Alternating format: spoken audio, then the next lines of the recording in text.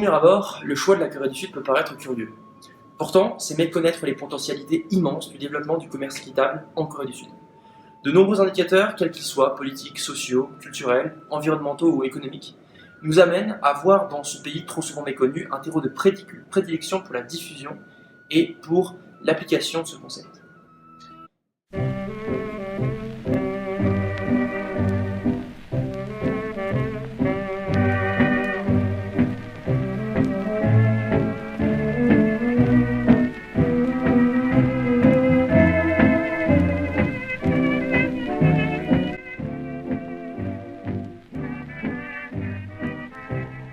Exclusivement, c'est de la communication. D'accord. On ne vend pas, on n'achète pas, il fait de la promotion, du soutien aux entreprises. Les entreprises qui sont intéressées par faire du sourcing de matières premières, par exemple, qui sont certifiées Fairtrade, ou qui ont déjà importé des produits comme cela, mais qui voudraient étendre leur réseau de distribution. On est là pour ça. On fait venir des sociétés de distribution, des importateurs, pour essayer de multiplier les produits localement présents, mais aussi les aider à se développer sur le marché. D'accord. Ouais. Ici, il faut commencer par le début. D'accord. Le commerce équitable, c'est quoi? C'est pas de la charité. Parce qu'on est dans un pays où la Corée du Sud, vous avez vu, est extrêmement développée, mais c'est très récent.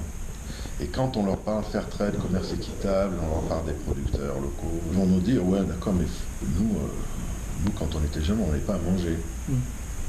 On se débrouillait, à eux de se débrouiller. Enfin, un exemple concret, c'est qu'en Europe, par exemple, quand on a un café Fairtrade, on dit que ça vient du Guatemala, par exemple, le Pérou, et ça aide les producteurs locaux.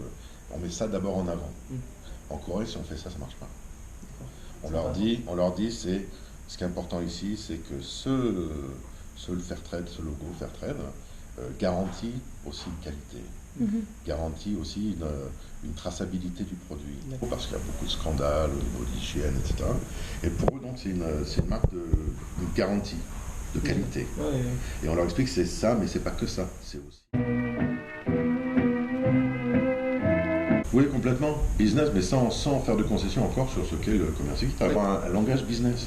D'accord, c'est ça. Ouais. Parce qu'autrement, on est dans un pays très capitaliste, très néolibéral.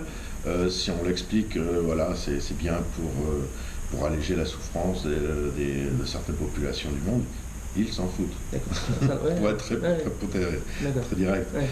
Donc on est obligé on utilise leur langage en fait, pour qu'ils comprennent mieux. Ça passe mieux.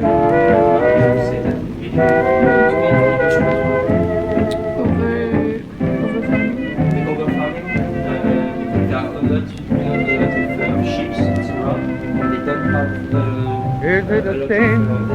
Is it a crime? Loving you dear like I do. If it's a... Par exemple, vous dites voilà, le café ça coûte 100, je vous l'achète à 110. On peut... Comment ce 10% va être utilisé? Si c'est que ça, le commerce équitable. C'est pour ça qu'il y a des audits importants. Il y a un premium qui est payé. Ce premium, il faut aussi qu'il soit utilisé de façon à ce que ça bénéficie toute la coopérative. C'est-à-dire que ça ne peut pas être un bénéfice pour des shareholders d'une société qui vend un commerce équitable, comme ça on peut le vendre plus cher, on fait plus d'argent pour nous. Il y a tout un procédé. Il faut d'abord que la coopérative soit organisée de façon démocratique, que les ouvriers aient un pouvoir de décision dans le système de décision de la coopérative. Que cet argent soit décidé démocratiquement par une assemblée générale. Est-ce qu'on va acheter un tracteur? Est-ce qu'on va acheter, on va peut-être un upgrade du storage? Est-ce qu'on a besoin d'un bus pour emmener les gamins à l'école? En plus de ça, à chaque fois que vous achetez un produit avec ce logo-là, il y a un pourcentage qui revient à ce qu'on appelle les Small Producer Organization. Et ils utilisent cet argent, eux, pour faire du développement, faire de l'assistance. Comment justement passer du conventionnel à l'organique. Utiliser une autre technique pour sécher les grains. Ou comment faire plus de marketing pour trouver d'autres clients. dreaming a lonely night through. Oui, c'est très compliqué, c'est très rigide. Et c'est vrai que c'est rigide et c'est vrai que ça peut faire peur à pas mal à la fois de producteurs, parce que tous les jours, il y a des sociétés qui sont décertifiées. Par exemple, en Équateur, j'ai vu la semaine dernière, il y a une coopérative qui a refusé que les ouvriers de la coopérative forment un syndicat. Ils ont un warning, attention, dans 3 mois, si c'est pas fait, ben, ils sont décertifiés. C'est pas qu'un problème d'argent, c'est un problème de développement social aussi. Social, de démocratisation, ils appellent empowerment, hein, de donner du pouvoir aux petits producteurs qui, eux, sont isolés. What can I say after I've taken the blame?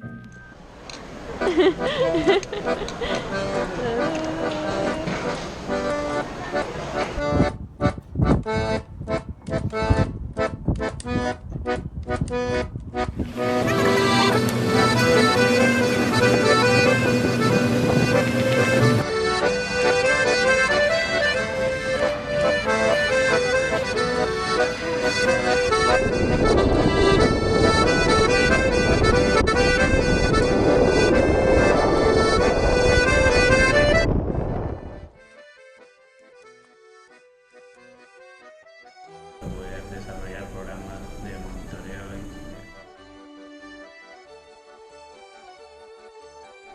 Comercio justo hace la diferencia en formalizar toda la cadena y definitivamente los que están más vulnerables en eso son los productores. Entonces, al certificarse, nosotros hemos creado una metodología de una nueva producción más ordenada y más formal, entonces para hacer encajar en toda la cadena.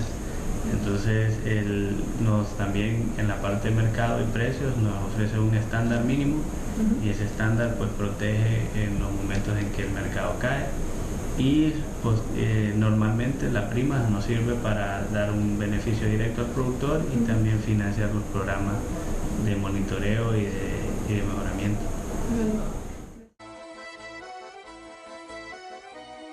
Pienso que uno de los principales impactos ha sido la motivación, el formalizar y el ver mejor estructurada su finca, cuando él va a su finca y la ve mejor organizada, más limpia, más acorde al ambiente, con mejor producción, el mismo productor se motiva. Muchos, casi todos que están certificados, que han mejorado esa apariencia en su finca, ellos mismos se sienten mejor. Por ende, entonces, el impacto también en su familia cuando empiezan a ver que su productividad mejora, ¿verdad? Y que tiene ese apoyo en mejorar su producción, entonces la vida pues cambia mucho.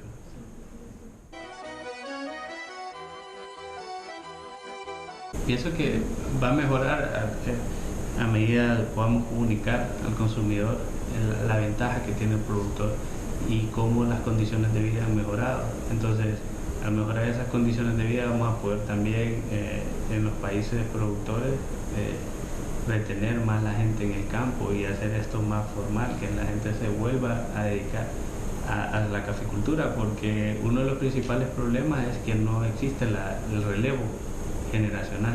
Aparte también es que si se vuelve más profesional, pues creo que tendremos un mejor producto con más ventajas para poderlo vender. Entonces creo que por ahí va a ir la tendencia.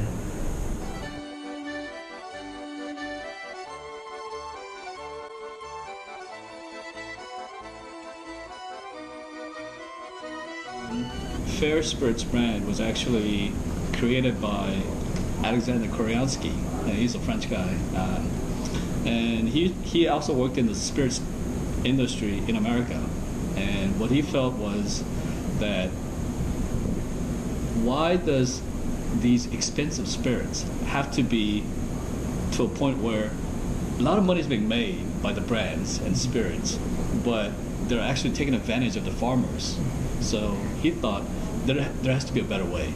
Okay. Maybe it would be better just to create a new spirit company that better treats the farmers and provides better products to the customers at a better price. Okay. We want to try to give the consumers the benefit of when I'm consuming this, I'm consuming something very good quality, and in that price, it's helping somebody far away somewhere else on this earth, on this planet, who's farming, and maybe they need schools for their village, housing, they need roads, they need hospitals. It helps them, but if they buy for the same money, if they buy the other brands, they're just making the rich people more rich. They come from all over the world. Okay. Like our vodka, which is based with quinoa, which is from Bolivia, and gin, the juniper berries, are from Uzbekistan. And, I saw that. Yeah, okay. And we also have goji berry. Goji is from Tibet. And we have coffee from Mexico, and we have kumquat from Southeast Asia, yeah. And we'll be getting our acai berry from Brazil.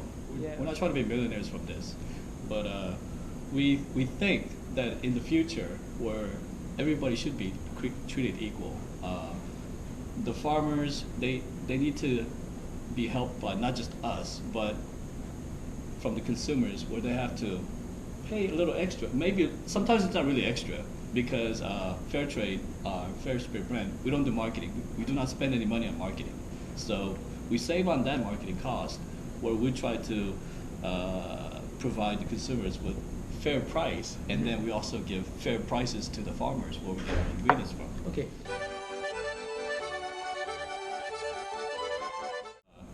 Typical Korean people, the Korean shoppers and consumers, they're very sensitive towards marketing, but Fairtrade really doesn't do that. You know, you're not going to see Fairtrade companies or brands do any marketing in magazines, on TVs, or Fairtrade organizations doing any marketing. So it's going to take longer time, but it's going to be a very organic growth.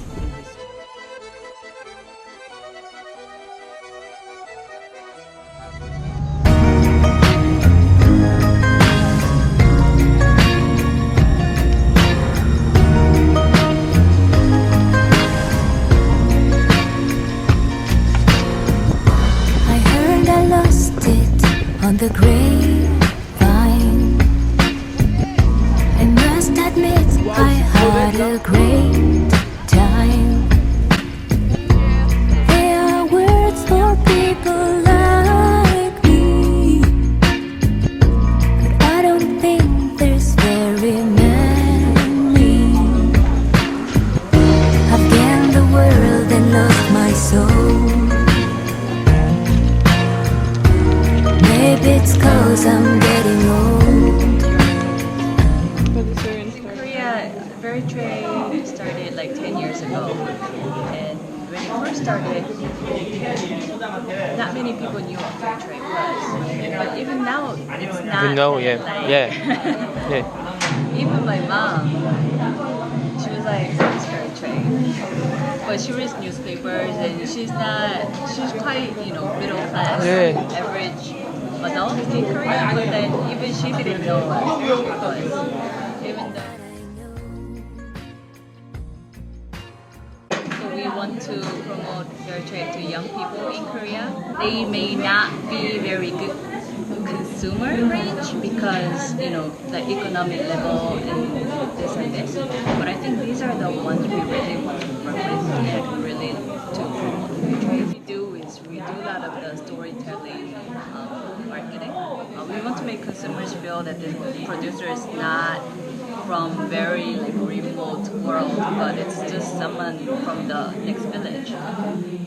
I've gained the world and lost their soul.